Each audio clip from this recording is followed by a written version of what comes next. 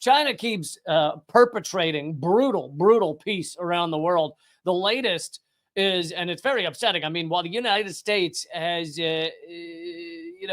trying to create war, trying to create death and destruction, trying to further this genocide, China has just been an asshole with shoving this peace thing in our face. It's really obnoxious. The Guardian is reporting that Palestinian and many others are reporting Palestinian factions, including Hamas, agree to form a future unity government. And they agreed to this in China, with China as the mediator. You can see and this includes 14 states, I think, that were involved in these negotiations. 14 Palestinian factions. Leaders from Hamas, Fatah, and other Palestinian factions have agreed after 3 days of talks in Beijing to form a national unity government at an unspecified point in the future, in a move that has bolstered China's status as a global mediator, particularly in the Middle East. The Beijing Declaration, it's being called, signed by 14 Palestinian factions, also represents a significant step forward in negotiating between these groups. Lest we forget, China recently,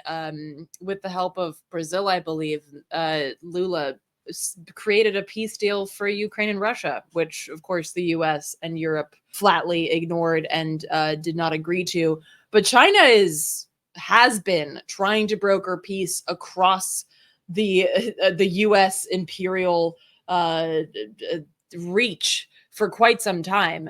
And of course, the U.S. wants to pretend that it's not happening. And of course, you're not going to see any corporate media outlets talking about how China is trying to push for peace in the midst of the U.S. empire's colonial war and thanks to Israel. And so the reaction of the U.S. and others has been to go, well, it's not going to happen anyway. And it's like, well, first of all, shouldn't you fucking try? Shouldn't you try to create peace around this world? Shouldn't that be step one? But on top of that, one of the main reasons it can't happen right now is because you're genociding Gaza. Like, if the people of Gaza had a functioning society and not bombs raining down, maybe they could have a new vote.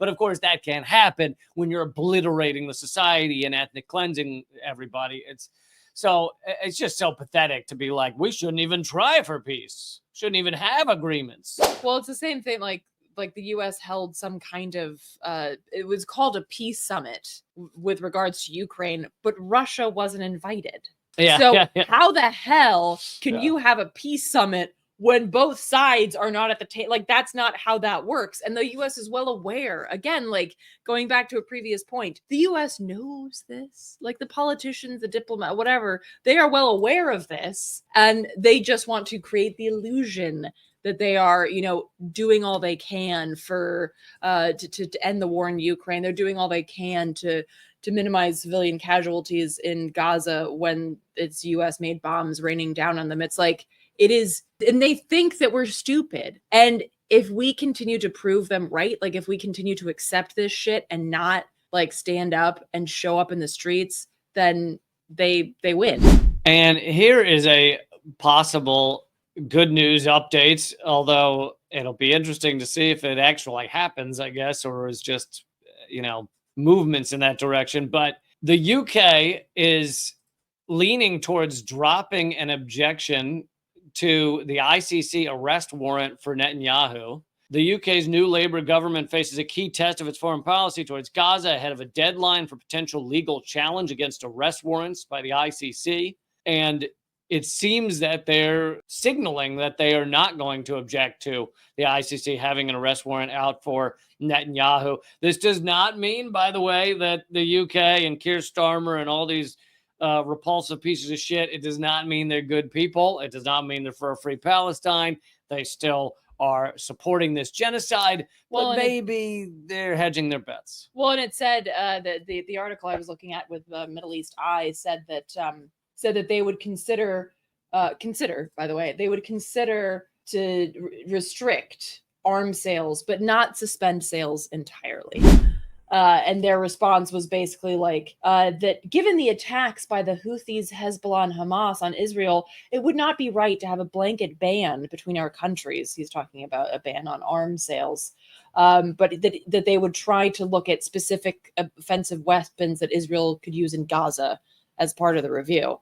So again, like, nobody's saying that the UK, because the UK, if it were actually good, would be like, go away. Like, I hope Israel as an entity dies. Like, this is, we're stopping everything. And if Netanyahu gets anywhere close to here, we're arresting his ass. And he's gonna have Assange's cell in Belmarsh. That would be what they would do if they actually had any kind of moral and ethical authority. But again, like, hedging their bets, they're trying to be like, well, so like, I get, maybe like the bombs that are specifically targeted for children will not sell as many of those, and maybe we'll drop that objection to the ICC, but we're not going to like actively go after him or anything. It's like, it's very Democrat. It's very like, I want to do both of those things. Of course, the Democrats would never even say this much, but yeah, I mean, it could very much end up being like the Biden administration's hold on the shipment of missiles to Israel pause.